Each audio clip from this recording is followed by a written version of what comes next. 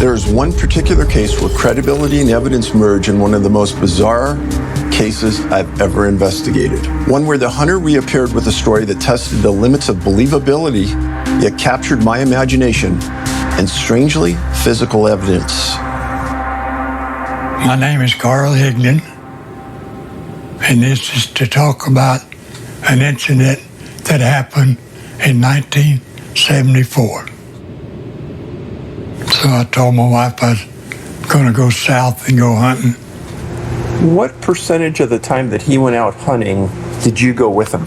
Always. Except this time? Yes. Carl and I are together mostly 24/7. So on October 25th, 74. He went out by himself completely. And was that a rare occasion? Yes, very rare.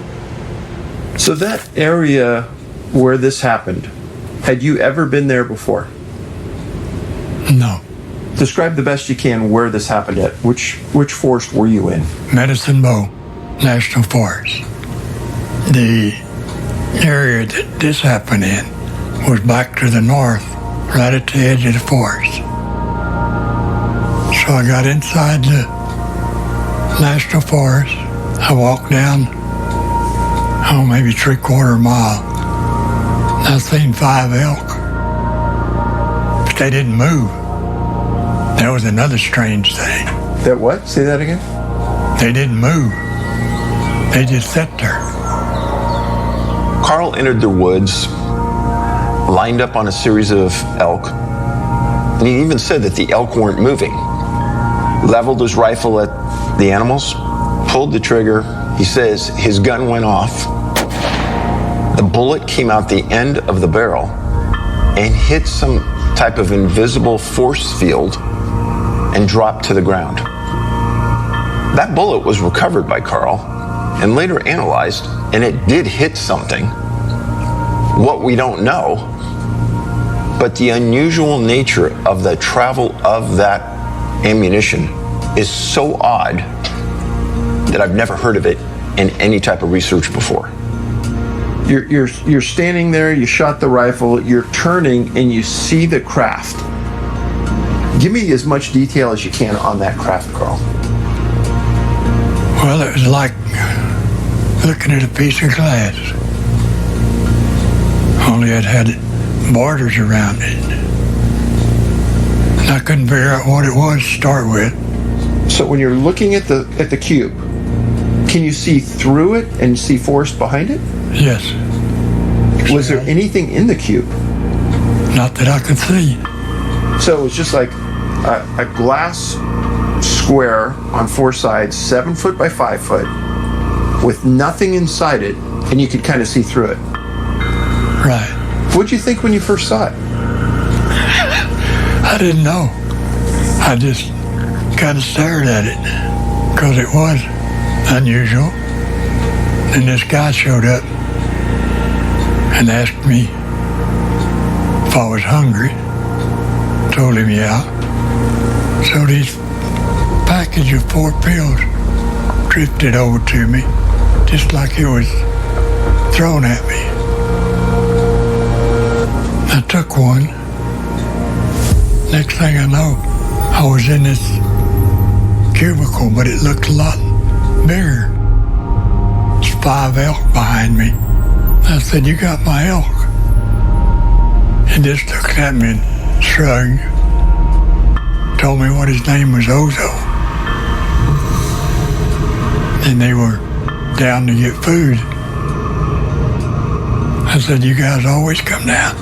He said, "Yeah, we come down every so often. We get elk, deer from here, and we go to the ocean and get fish and take it back." This is a drawing that Carl drew in the hospital, and the being had like a hand that was a cone and no hand here, and his hair was like straw. And So this is a very descriptive drawing. What are these little things? this is kind of an apron, and it shows where the kind of where the land is in his planet. Did Ozo seem to have a personality? He seemed to, like, when he talked to me, his lips never moved. I mean, it was back and forth.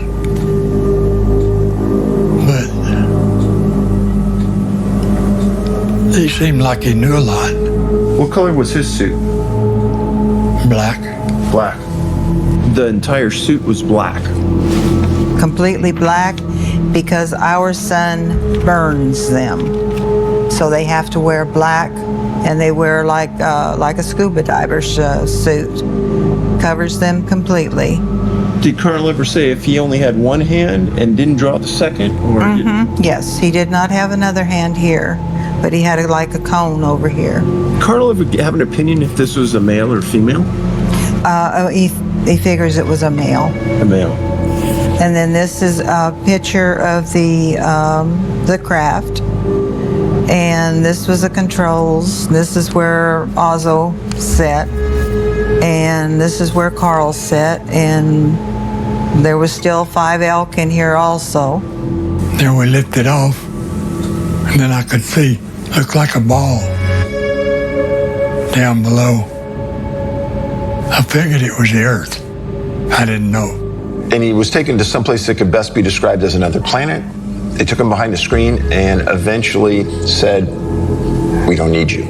You don't fit what we need." The implication of Carl being is that he had a vasectomy and they needed somebody that was 100% fertile. I said, "Why? I gotta go home." He said, "Don't worry, somebody come get you." They dropped me off and I hit the side of this hill and I rolled down it. This is a critical point. When Carl explained that he was dropped, I have investigated hundreds of cases with unusual circumstances that show that someone was dropped into that location. This isn't something that's normally talked about in investigations. A lot of times it's just pushed off as happenstance and an accident that the person fell into the place.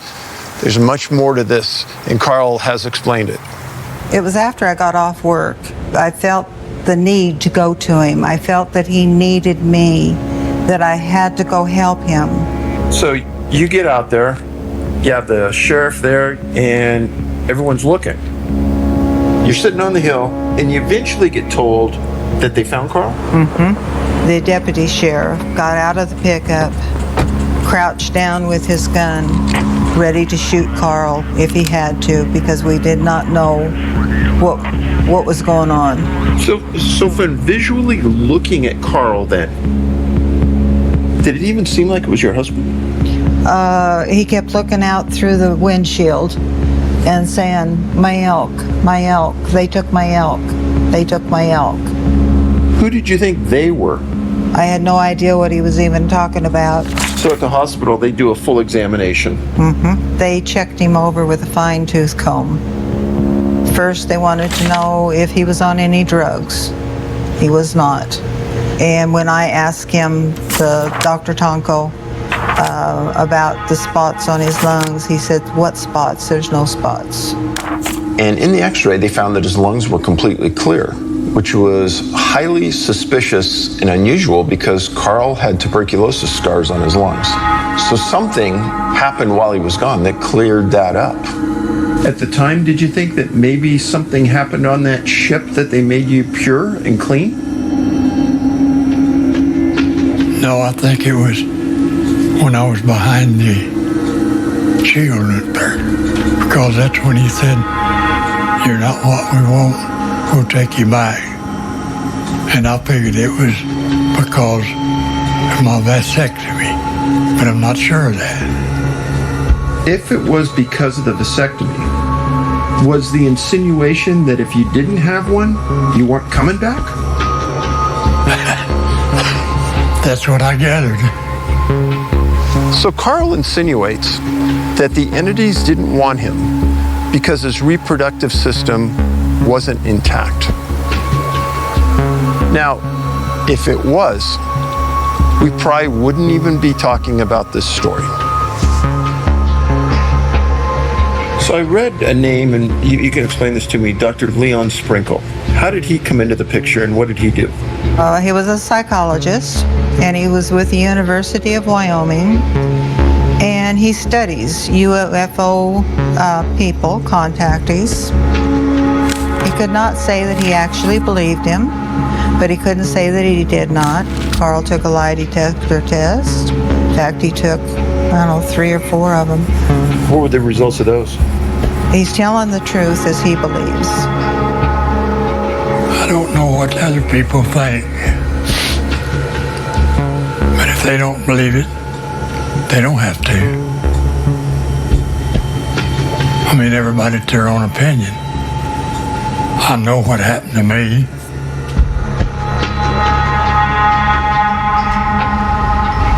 I'm Richard Beckwith. I am the city attorney for the city of Rock Springs. I'm also the state director for the Mutual UFO Network, and I have been a practicing attorney for the last 26 years.